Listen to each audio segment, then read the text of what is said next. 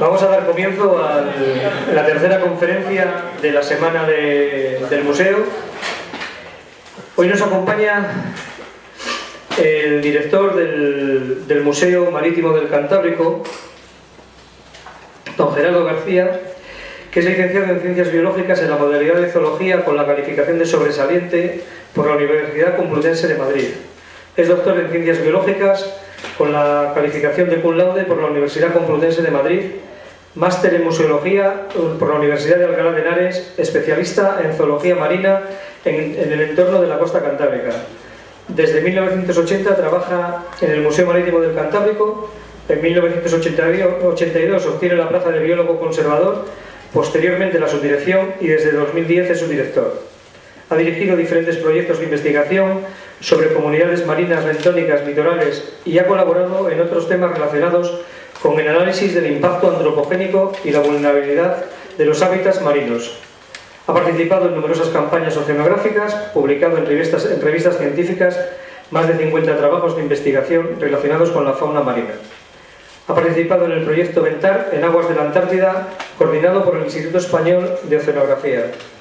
Director de 4 tesis doctorales sobre la fauna del Cantábrico, tutor de becarios y personal científico en formación, evaluador de proyectos de investigación para distintas agencias nacionales y es miembro evaluador del programa de doctorado y máster del Instituto Hidrográfico de Cantabria. Su actividad en el Museo Marítimo del Cantábrico le ha llevado a especializarse a su vez en el sector de los acuarios marinos, museografía y patrimonio marítimo, siendo parte del equipo del Laboratorio de Investigaciones Arqueológicas Subacuáticas, desde el cual ha participado en distintas campañas de arqueología submarina. Entre sus actividades museológicas ha sido comisario de 11 exposiciones en los últimos 7 años, concernientes al patrimonio marítimo natural y cultural. En el ámbito de la divulgación ha publicado y coordinado obras relacionadas con la fauna marina del Cantábrico y la recuperación del patrimonio marítimo del Cantábrico, premio Almirante Diego Gutiérrez de Ceballos 2016. Y hoy pues tenemos el honor de tenerle entre uno de los conferenciantes de esta semana y va a hablarnos sobre los naturalistas en la expedición de Alejandro Malaspina. Y a mí me toca, como presidente de la asociación, darle las gracias por acompañarnos y haber aceptado esta...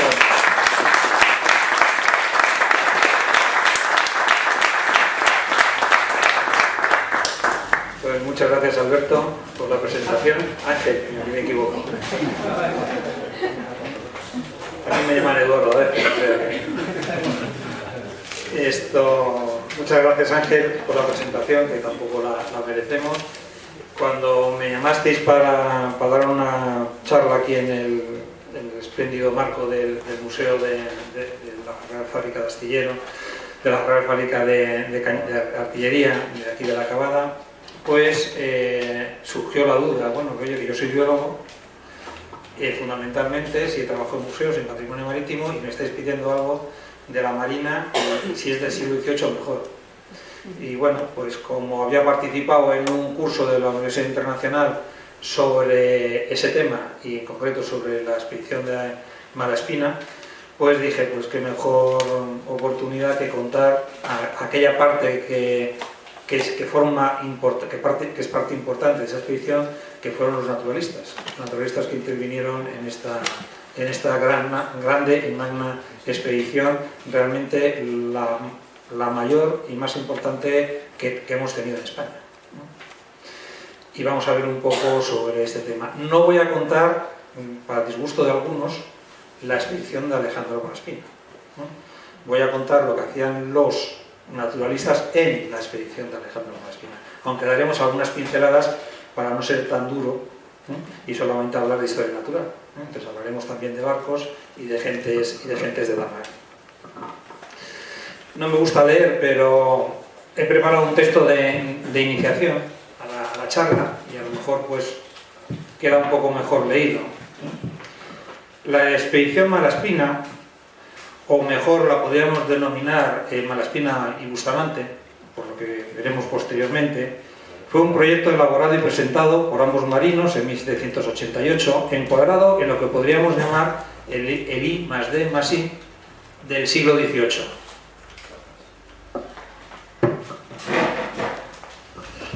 Los propósitos de esta expedición eran, en principio, realizar observaciones astronómicas, llevaban el objetivo de analizar el tránsito de Venus y determinados eclipses, construir cartas hidrográficas por las regiones más remotas de América, incrementar el conocimiento sobre ciencias naturales, como la botánica, la zoología y la geología, y también había un objetivo de trasfondo que podríamos llamar social, político y misterioso.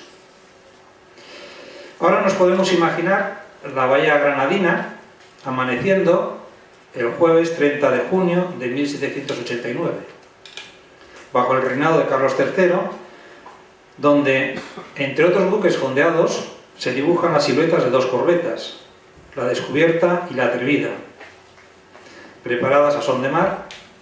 Es la festividad de San Pedro Crisólogo, hace sol, y el viento es flojo del noroeste. Alexandre Malaspina, capitán de fragata de la Armada Española, a bordo de la Descubierta, una de las fragatas, con 35 años de edad, ordena que se hagan a la vela con rumbo a Canarias. Primera escala de un tránsito del océano hasta Montevideo, que vendría a durar unos 52 días, y de un largo viaje de 5 años, 2 meses y 22 días, por las aguas del Atlántico Sur y el Pacífico, atracando nuevamente en el puerto de Cádiz el 21 de septiembre de 1794, sin haber sido posible realizar la circunnavegación que tenían prevista. El reloj de Bustamante marca las 11:15. La Atrevida, que es la otra corbeta, parte un poco después al haber tenido que esperar al alférez de fragata Martín de Olavide. Esto debe ser que ya lo de los retrasos en los españoles venía de antaño. Pues se le había olvidado un sextante y tuvo que volver a tierra a buscarlo, y le trajo a bordo el bote del Plástico.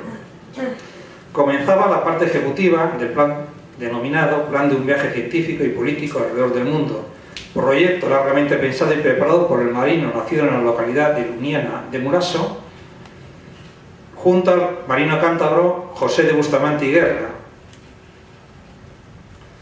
Expedición que en realidad comienza unos meses antes de la muerte de Carlos III, y en un momento convulso de la vida y la política europea. Hay que recordar que la Revolución Francesa está en marcha. Toma la Bastilla, más o menos 12 de julio de 1789.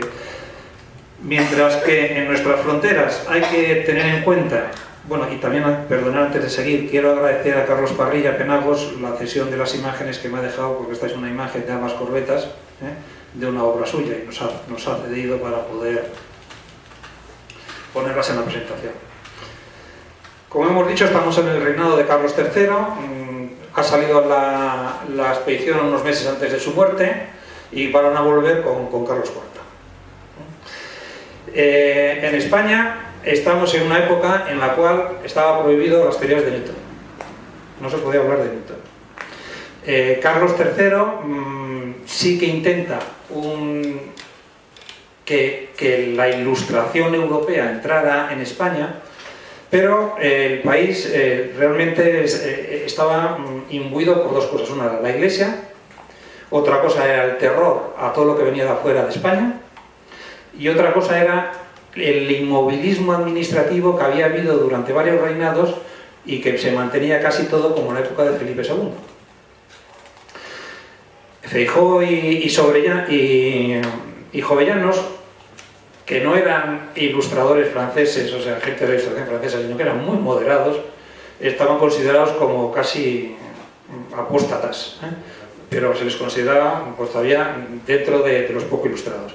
Hay que darse cuenta que estamos en el despotismo ilustrado, el siglo de las luces, y que el mundo está pasando de un mundo especulativo a un mundo más racional, donde evoluciona el mundo científico, en el cual la experimentación, la razón y la demostración es lo que viene a funcionar. Esto ya sería el siglo de las luces. Bueno, pues estamos en ese impasse, y en un impasse en el cual España va muy atrasada, y la gente que va a participar en esta expedición, Alejandro Malaspina tiene formación europea, y algunos más de los científicos y de los oficiales también tienen formación europea, con lo cual van con una mente mucho más abierta que la que realmente se queda en la sociedad en Cádiz. ¿Qué pasa con la historia natural? Pues la historia natural, fíjense que hasta el siglo XVI se sigue editando la Historia Natural de Plinio el Viejo, que es del siglo I. O sea, es una obra que ha estado vigente 16 años, 16 siglos, ¿no? Y ha seguido, y seguía, ¿no? El herborismo, o sea, el estudio de las plantas, era por intereses medicinales, ¿no? La zoología era la hermana pobre de la historia natural. Nadie, salvo los animales míticos y mitológicos, nadie se preocupaba de estudiar la zoología. Las piedras, por supuesto, aquello, ¿para qué se iba a estudiar? Si no tenían ningún interés, solamente que aquellos minerales que podían tener un interés comercial. Entonces partimos de un herborismo a la ciencia del siglo XVIII, que es un cambio muy brusco, porque en Europa ha habido 2 siglos de cambio, de evolución. En cambio aquí hemos pasado de un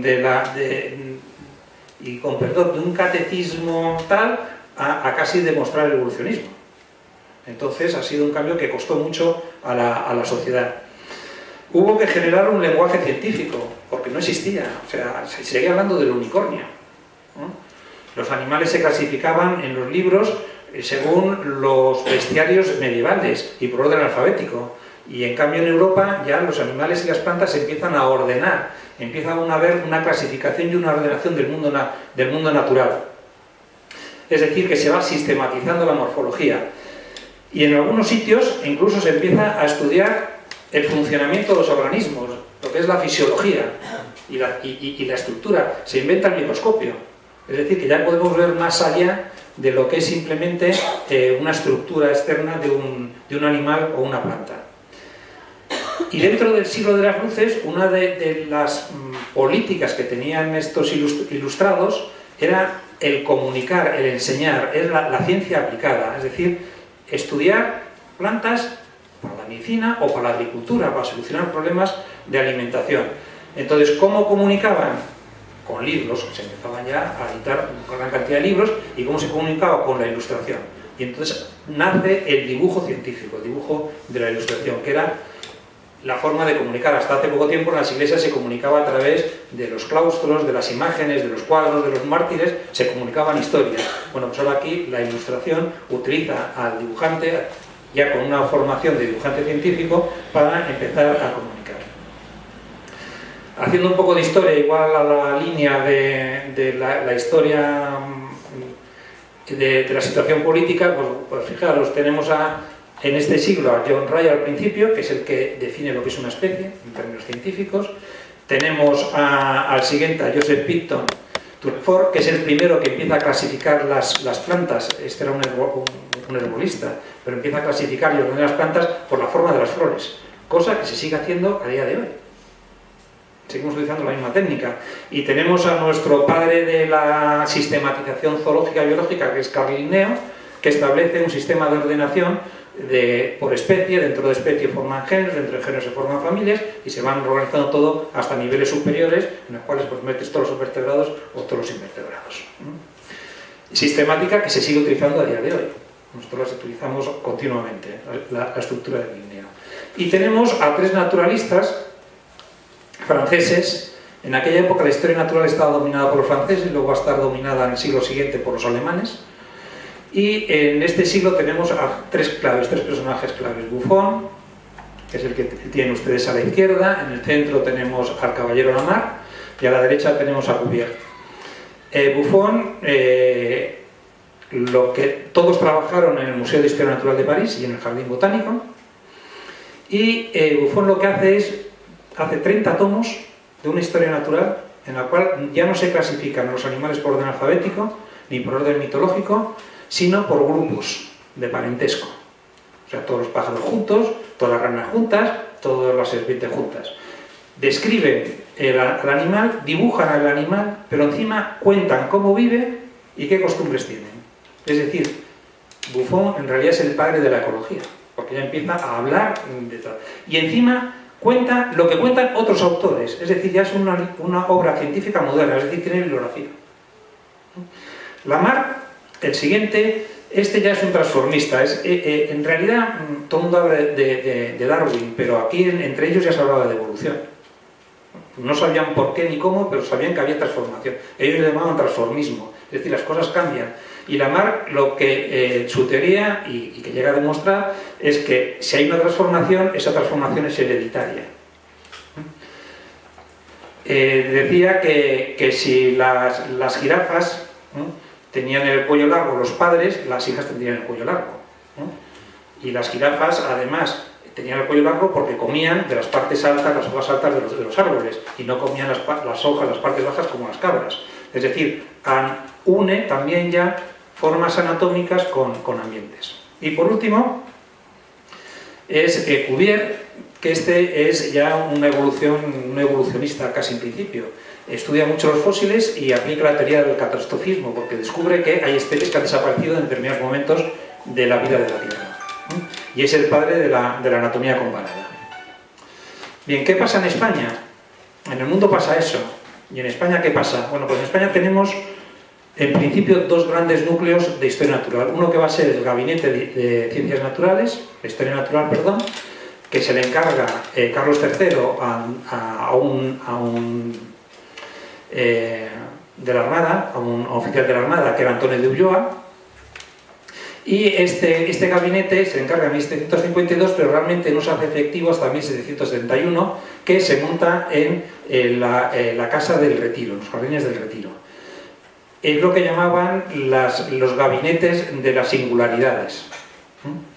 Este gabinete al final acaba, después de muchas vicisitudes, con la aceptación de la donación se llamaba Dávila, Pedro Franco Dávila, que era un indiano y que trajo una colección espléndida de Hispanoamérica. Le nombran primer director del gabinete y se lo trasladan al Palacio de Goyeneche. El Palacio de Goyeneche, que actualmente existe en 1771 en la calle Alcalá. Palacio que se utilizó, en la planta baja estaba el gabinete y en la planta superior estaba el Círculo de Bellas Artes. Círculo de Bellas Artes, que no era el Círculo de Bellas Artes que conocemos actualmente, sino que era la Academia de Bellas Artes, donde se iba a aprender. Entonces, Carlos III, además en el frontispicio de la entrada del patio central, pone que une el arte y la historia natural dentro de un mismo edificio. A este edificio y a las siguientes ubicaciones que va a tener, se va a trasladar todo el material que en teoría se recoge durante la expedición Alejandro Malaspina o Alejandro Bustamante Malaspina. El otro punto importante que tenemos en España va a ser el jardín botánico. Ya hemos dicho antes que la botánica era muy importante a nivel de historia natural, y el jardín botánico son 3 años más tarde. Se intenta fundar en 1555, que realmente se funda, si no tiene que esperar, en un jardín que se llamaba Migas Calientes, donde estaba la Puerta de Alcalá de Madrid.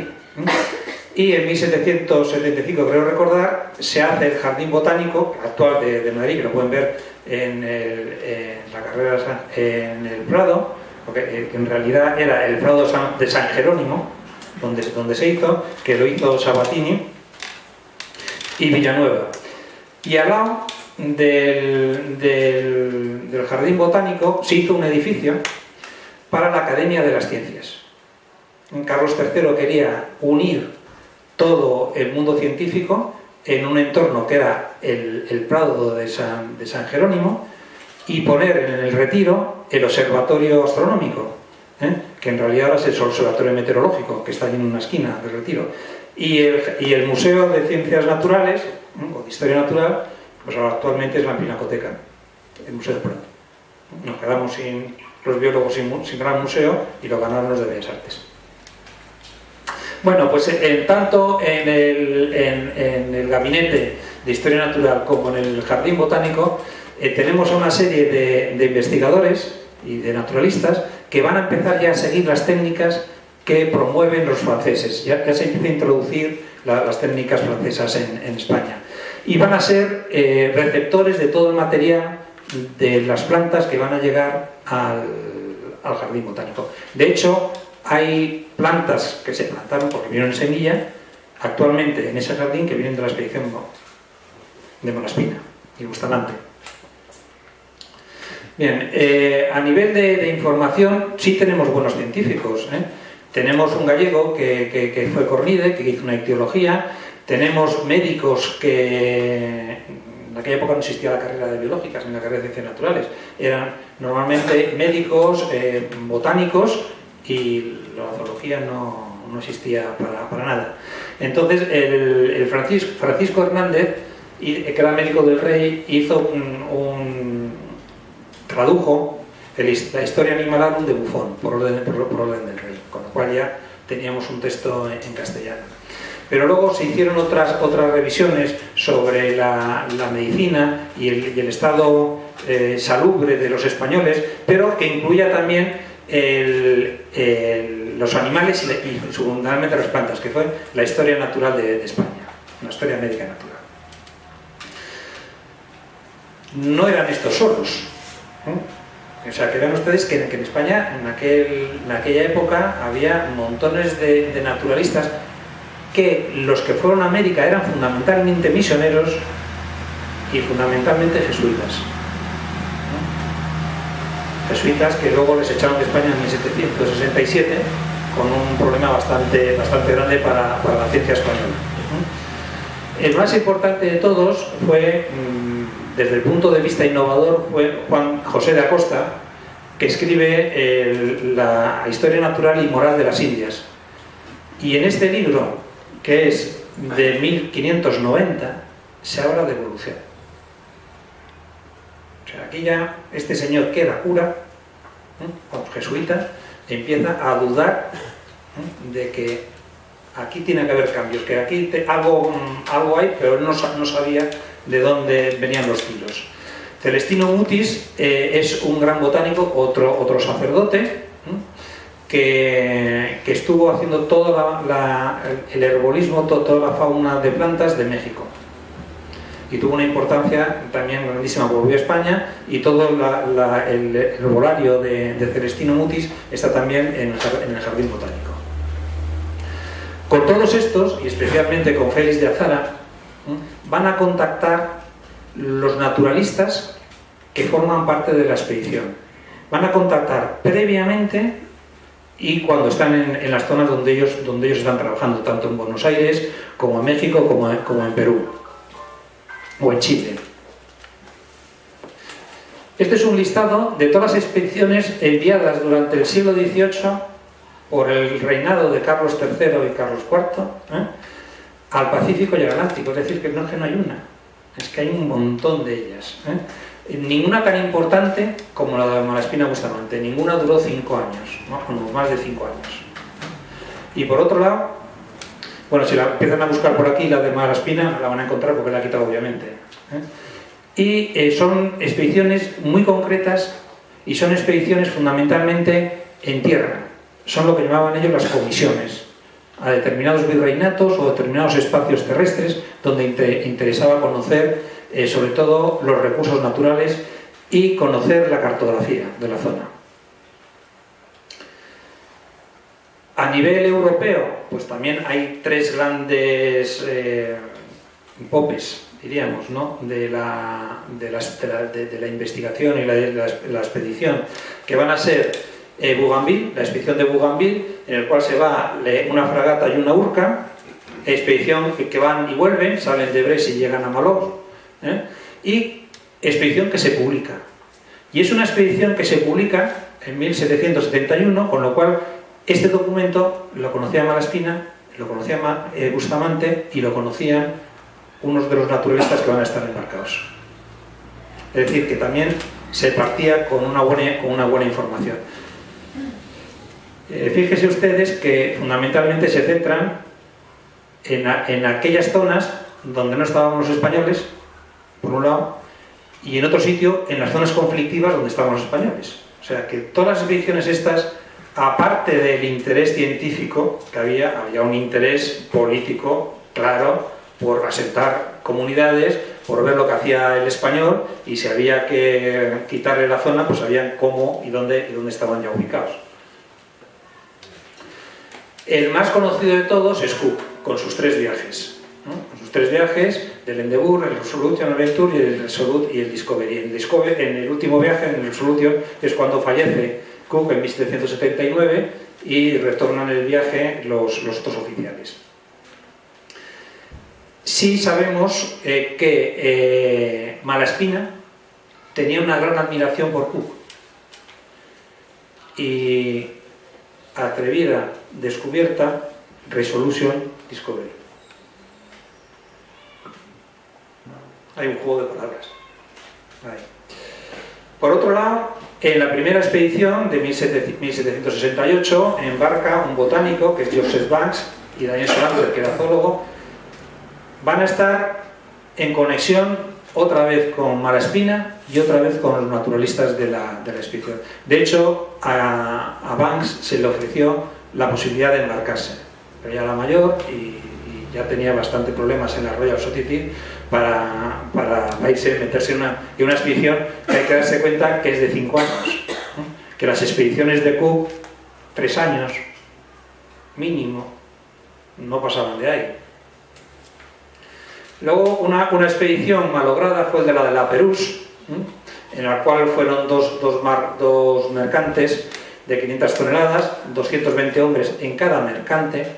Si volvemos para atrás, Cook también llevaba 240 y Bougainville también llevaba cerca de 200 en cada embarcación, porque luego comparen con las cifras de los españoles.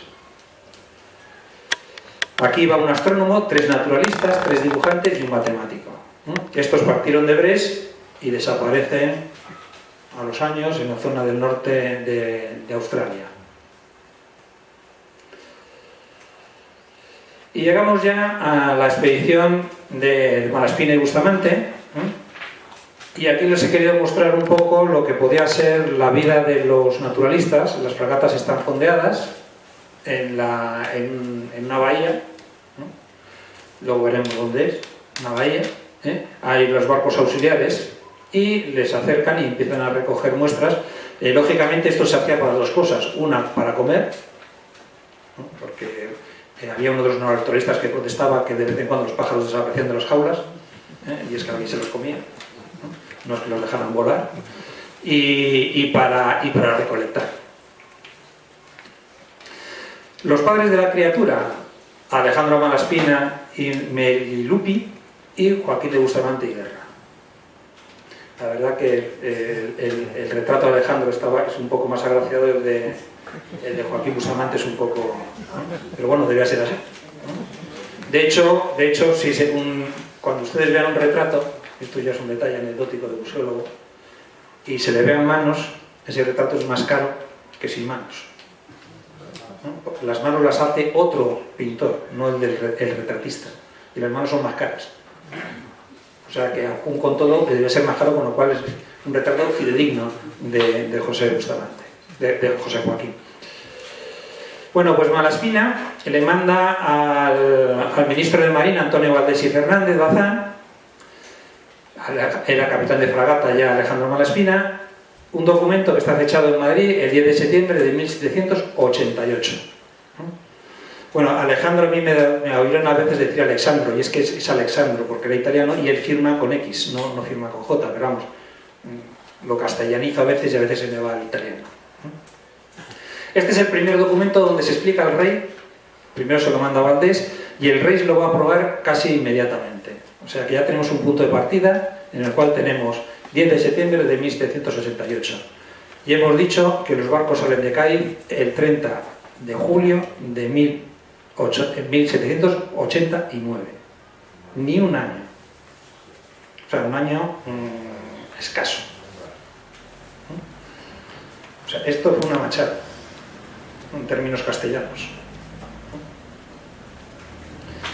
Bien, la expedición era una expedición marítimo-terrestre, es decir, van a conocer los mares costeros, no los mares oceánicos, sino los mares costeros, y van a hacer mucha investigación y mucho estudio en tierra también.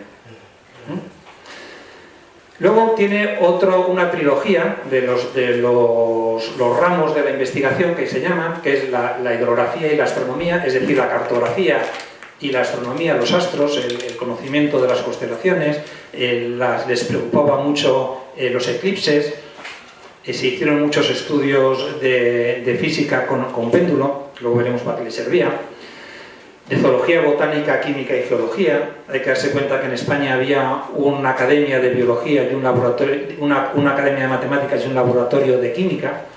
Laboratorio de química que estaba fundamentalmente enfocado, porque era del rey, para la producción de pólvora. Entonces era buscar la mejor pólvora, la más barata y la más eficaz. Y una de las cosas que se buscaba en esta expedición era salitre de buena calidad, es decir, salitre para hacer pólvora. Pero eso nunca apareció en ningún documento escrito. Y luego el estudio de sociales y económicos de las poblaciones, es decir, cómo vivían, de qué comían, qué hacían, qué costumbres tenían, cómo hablaban, que se hicieran diccionarios de las lenguas que había. Pero había un trasfondo. Y es un trasfondo que Malaspina lo plasma clarísimamente en una de sus cartas al rey, en el cual dice: sin conocer a América, ¿cómo es posible gobernarla? Cosa que le fastidió bastante al rey. Entonces el rey dijo: pues te vas a enterar y me vais a mandar un dossier de lo que allí está pasando y cómo se está gobernando. Pero no se lo dijo a Malaspina, se lo dijo a todos los oficiales. Y no se lo dijo juntos, se lo dijo por separado. Es decir, que se hicieron documentos privados de esto, de cómo se gobernaban los virreyes y cómo funcionaban los alcaldes y cómo funcionaba a lo largo de estos tránsitos que hizo la expedición, de todos los puertos, todos los pueblos, todos los apostaderos en los cuales fondeaban. Y una de las razones por las cuales hubo conflictos entre oficiales, pues suponemos que nace de estos documentos. Porque claro, 5 años en un barco, a alguien se le escapa el tema, antes o después. Bien, aquí tenemos las 2 fragatas en el puerto de La Palapa. Esto es un documento que ha desaparecido en la isla de Samar. No se sabe dónde está, se tienen registros de imágenes, pero el original no se sabe dónde está, en la cual tenemos a la descubierta y a la atrevida, casi un dibujo de Carlos Parrilla, pero los de Carlos son mejor que este, y en el cual pues vemos una serie de embarcaciones de indígenas que se acercan a las 2 embarcaciones. Bueno, pues vamos a hablar un poco de las embarcaciones para ir un poco rapidillo. Fíjense que son corbetas. La corbeta es un navío ligero, más ligero que la fragata. Es un barco que lo utiliza la Armada de correo y de aviso y de vigilancia y de control, no es un barco de guerra. De 33 metros de eslora, 33,3, 8,7 de manga. Para que se hagan una idea, 33 metros con 3 un barco, pues puede ser un pesquero, un arrastrero. Ahí estamos en 30 metros. Para una idea del tamaño de los barcos reales. Llevaba 22 cañones de 8 libras en batería, que para la expedición se quedan en 16 porque les hacía falta sitio, entonces quitaron cañones, y 6 cañones de 6 libras en puente. La dotación era de 102 hombres por barco. La mitad, o sea, menos de la mitad de lo que llevaban todos los demás expedicionarios europeos. Y luego la obra viva, que es lo que va sumergido del casco, está forrada con chapa de cobre. En realidad, las 2 corbetas nacen bajo la vocación de Santa Justa y Santa Rufina. No nacen con el nombre de Atrevida y Descubierta, o Descubierta y Atrevida. Eso ya se lo puso Malaspina luego, cuando van a votarse. Pero todos los barcos de la Armada nacen bajo la vocación de una virgen o un santo. Y en este caso va a ser Santa Justa y Santa Rufina. En la Descubierta, que va a Santa Justa, va a ir Alejandro Malaspina, que es, diríamos, el buque insignia de la expedición, y en la otra corbeta, en Atrevida, va a ir José de Bustamante y Guerra.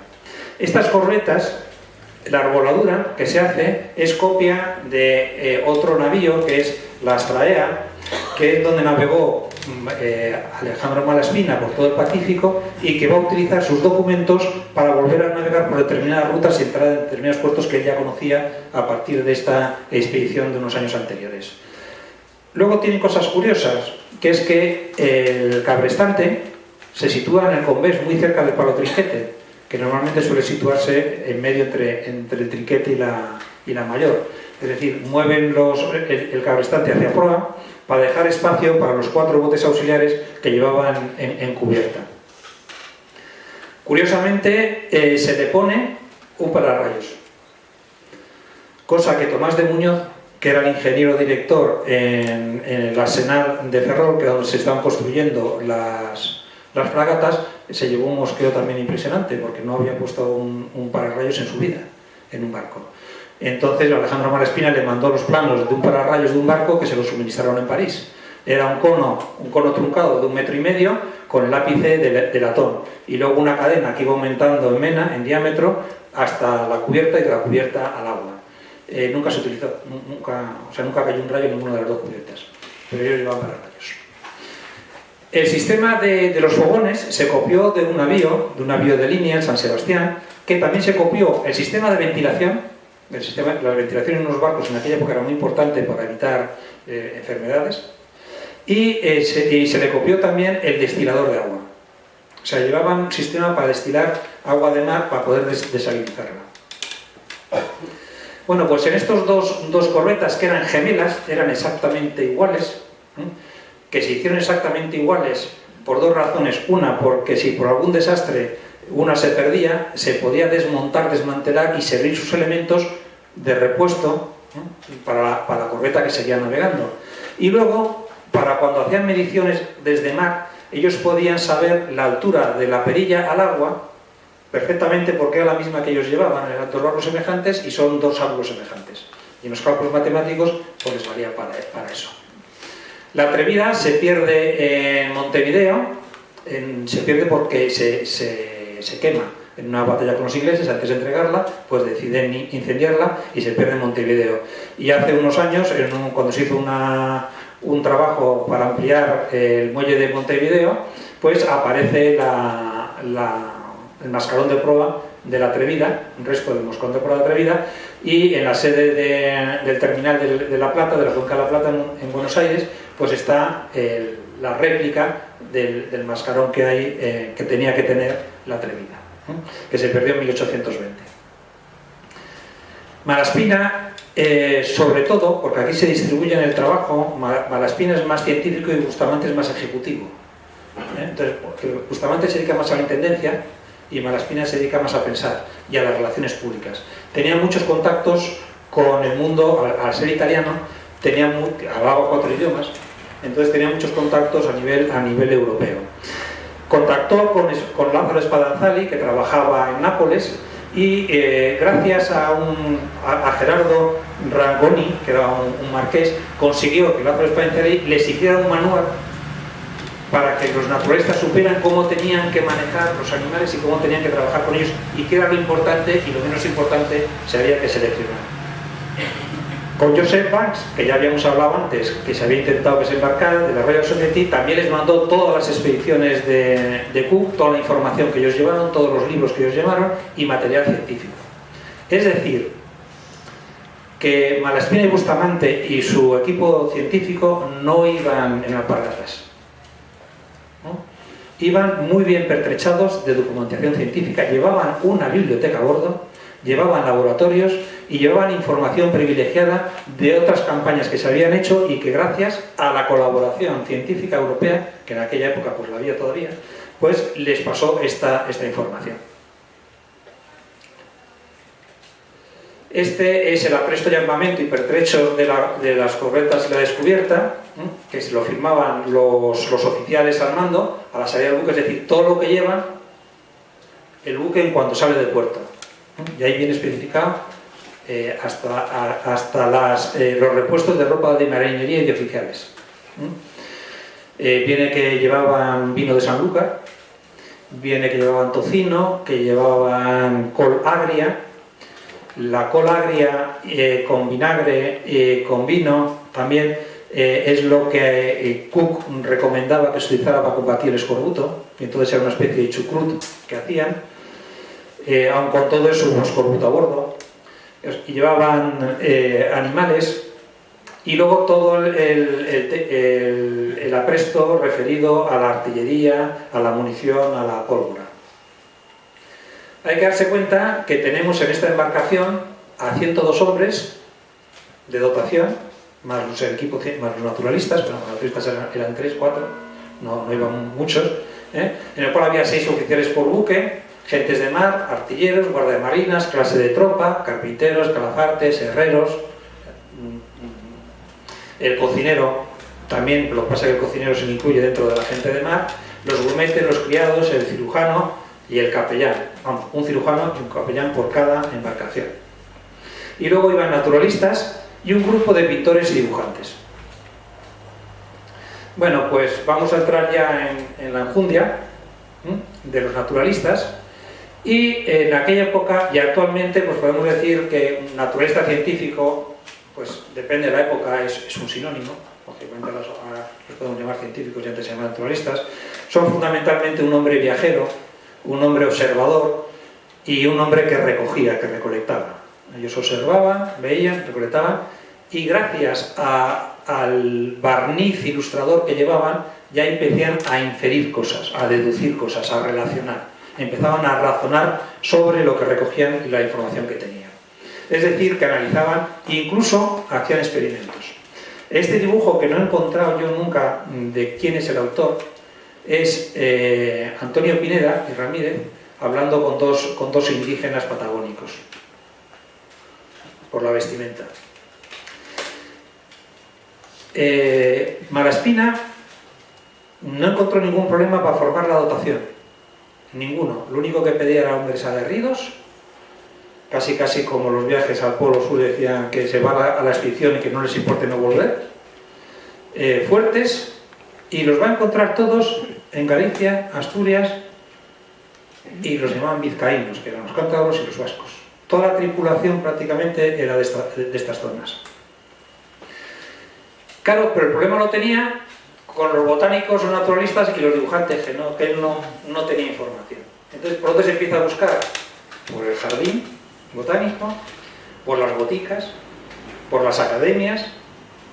De ahí es donde se empieza a localizar la gente. Gente que a mes de mayo faltaban todavía por localizar. El primero de todos va a ser Antonio Pineda y Ramírez, que este era militar. Enseguida le localizan, porque era una persona que el rey además le había encargado ya varias comisiones, tenía prestigio en la corte y además era militar. Luis Ne, que trabajaba en el Jardín Botánico, y previamente en el Jardín del Priorato. Florian Contefau, que trabajaba en el laboratorio de química, que iba precisamente para el tema del salitre. Este dijo que por temas familiares, eso de los 5 años, que no se embarcaba. Al principio dijo que sí, pero dijo que no. Entonces se lo ofrecieron. Antonio Pineda localizó, que era un amigo suyo, que era Clark Christian Hemelin, que es un naturalista y botánico básico para el estudio de la biología marina actualmente, por toda la información que tiene de esa época. Fue una pena que no se embarcara, y no le embarcaron porque era alemán. Y tenían miedo, en aquella época le consideraban un espía del zar. Entonces, claro, ¿cómo vamos a embarcar a uno que luego va a contar lo que ha visto? Entonces, a Hemelin, por desgracia, se le desecha, y estamos en mayo. La expedición va a salir en julio. Tenemos a 2 naturalistas nada más. Los pintores ya estaban seleccionados. ¿Qué es lo que ocurre? Que ya llega un momento que no les importa que sea alemán, que sea sueco, que sea donde sea. Empiezan a mandar cartas a montones de universidades y la única que contesta es la Universidad de Viena.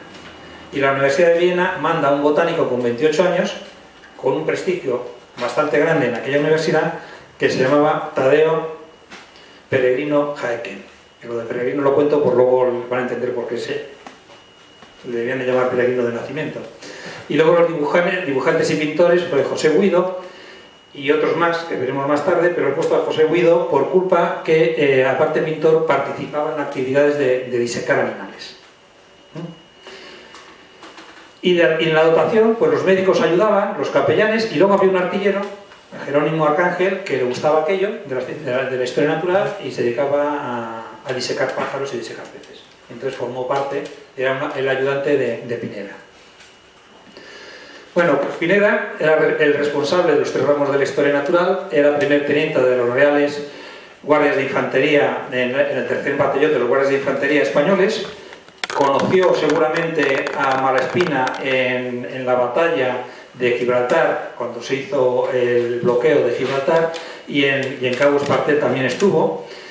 Era naturalista de formación, procedía de Guatemala, vino a España a los 6 años, le metieron en el seminario de los Reales Órdenes, que luego lo llevaron los jesuitas hasta que les echaron, en 1767, y embarca en Cádiz, pero va a fallecer en Luzón, sin poder llegar a España en junio de 1792, y Malaspina, como le tenía en gran estima, le construyeron allí mismo un panteón que reza Antonio Pineda, gran naturalista, con todas las expediciones de grandes amigos nuestros. Y aquí tenemos pues unos dibujos y un texto del propio manuscrito del propio Pineda.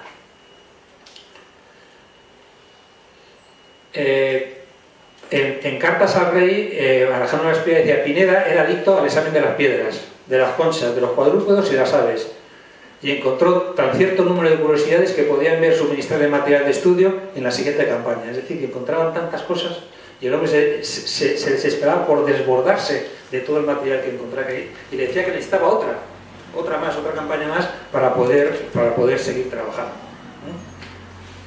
Esto es un documento que sale en el diario Malaspina en Puerto Deseado, en la Patagonia. Y todavía no habían empezado, todavía les quedaban 5 años por delante cuando estaban en la Patagonia. Luis Ne era el jardinero de la Real Botica, en el jardín de la Priora, de formación botánico. Va a ser una pieza clave en la expedición y va a ser un científico que va a descubrir montones de especies, va a traer un herbario fundamental para España, y en principio va a descubrir 38 especies nuevas para la ciencia. No que nuevas para el conocimiento de España, sino para toda la ciencia del mundo. Descubre 31 nuevas especies. Podemos, como anécdotas de Luis Ne, es de origen francés, trabajaba en el jardín de la Priora, estaba muy mal pagado, y Luis Ne se embarca porque le van a pagar más, pero sobre todo porque va a tener comida, alojamiento y criado gratis. Entonces va de cabeza. Tiene un problema, que tiene que pedir un crédito para poder comprarse el material y los trajes, porque no tenía ni un duro, y los trajes y el material no se lo ponían. Entonces ahí ya tuvo que pedir un crédito para poder pagarse el equipamiento. Este es un dibujo de Luis Ne con sus papeles para hacer los herbarios que hacía. Embarca también en Cádiz y va a desembarcar en Puerto Concepción, en Talcahuano, porque Malaspina les ve tan mal a la tripulación y especialmente a los naturalistas, y están volviendo para España, no pueden hacer la circunnavegación porque hubo un problema, ya estamos en la guerra con Francia, y no querían volver por África, por Buena Esperanza, por culpa que era territorio francamente dominado por los franceses. Entonces tienen que volver otra vez por Cabo Hornos y cruzar el Atlántico en un convoy que se reúne en Montevideo. Entonces Malaspina le da permiso a Luis Ne para que desembarque en Talacuano, en Puerto Concepción, y cruza los Andes, baja de los Andes y se va hasta Buenos Aires y Montevideo para embarcarse. Le da tiempo a coger mientras que los barcos hacen el tránsito de Cabo de Hornos. Tadeusz Peregrinus Henkel, es de origen bohemio, no es que fuera bohemio, es que era de origen bohemio, de la región de Bohemia, y está trabajando en la Universidad de Viena y prácticamente le empaquetan. En Viena, 28 años, ya para Cádiz. Estamos a mediados de mayo ya, casi finales de mayo. Imagínense usted un viaje en Viena, París, Madrid, Cádiz, en el siglo XVIII. No llega. Llegó 2 días tarde. Y Malaspina, que era oficial de la Armada, el día que tenía previsto, salió. Bueno, pues Tadeusz Peregrinus, sin encomendarse a nadie y con su propio dinero, se embarca no me acuerdo cuál era el nombre, no me acuerdo. Se embarca en un navío de mercante que llevaba correo a Montevideo. Dijo, bueno, pues entonces que yo me voy allí, les localizo, les pillo.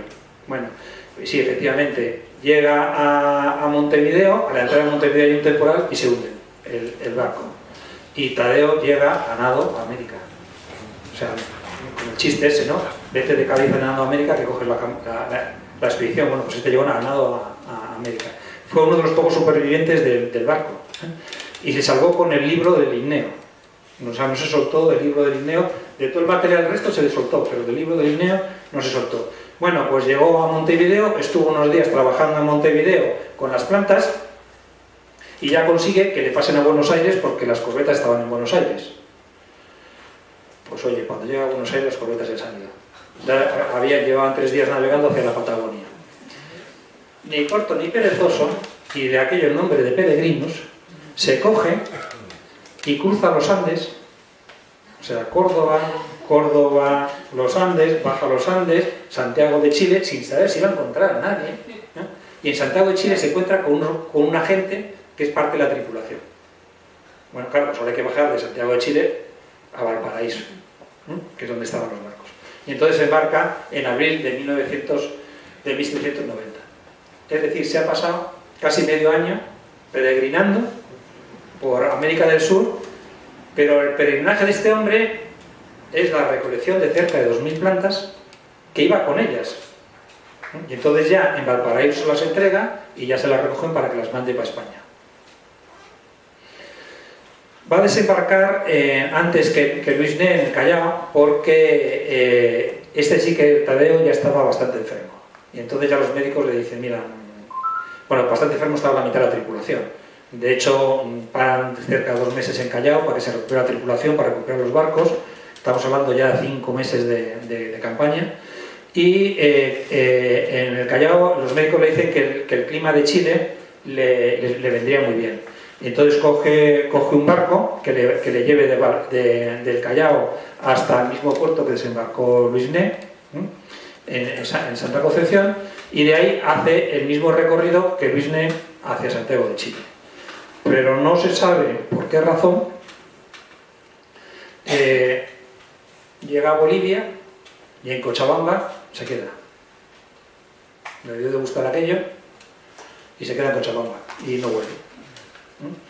Con lo cual la expedición sale para España de regreso sin Tadeo otra vez. Y va a fallecer en Bolivia. Los pintores tenemos a José del Pozo, Luis Guido. Luis Guido le echa Malaspina en Acapulco, por vago. Decía que rendía poco. Y José del Pozo se va también a Acapulco porque ya no aguantaba más. Y entonces se embarcan Fernando Brambila y Juan Revente. Y luego va a embarcar también José Cardero y Tomás de Subria. Los pintores que iban en la expedición y dibujantes tenían la función de, además de dibujar los animales y las plantas, que para los naturalistas era pintar todo lo que veían. Era el fotógrafo de la época.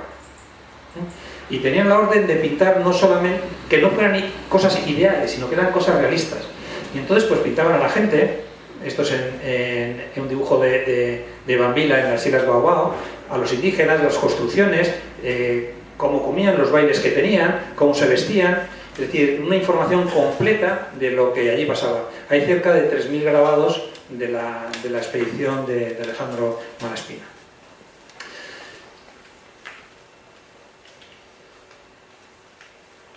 Bien, bueno, pues tenemos el viaje, ya sabemos lo que hacían, vamos a repasar un poco lo que hacían a lo largo del viaje. Esta es otra imagen de las 2 corbetas cerca de Nuzca, en Mulgrave. Y tenemos en la descubierta que iba Antonio Pineda y Ramírez y Tadeo Jerquén, cuando se embarcó. Y en la atrevida iban Luis Né y Guido, como pintor y diseñador. En la atrevida va también un oficial que es Arcadio Pineda, que es es hermano de Antonio Pineda, pero nunca compartieron buque. También en la atrevida iban Ceballos, que yo creo que es un nombre bastante cercano, y Novales, que yo creo que también es un nombre bastante de la zona. ¿Qué es lo que hacían los naturalistas? Pues hacían observaciones directas, es decir, nada más cogían y apuntaban cosas, o tomaban datos, la temperatura del agua, de la densidad, información de este tipo. porque todo lo astronómico lo llevaban los oficiales, todo lo cartográfico lo llevaban los oficiales. Los naturalistas aquí no intervenían en nada, nada más que en el aspecto de historia natural, tanto plantas, animales como genealogía. Recolectaban y hacían encuestas a la población local. Es decir, usted qué come, qué planta, cuántas maíz produce, toda una relación realmente de la economía natural que se producía en esas zonas. O sea, que además de la labor científica, tenía una labor de encuesta, de obtención de información sobre lo que ya ocurría.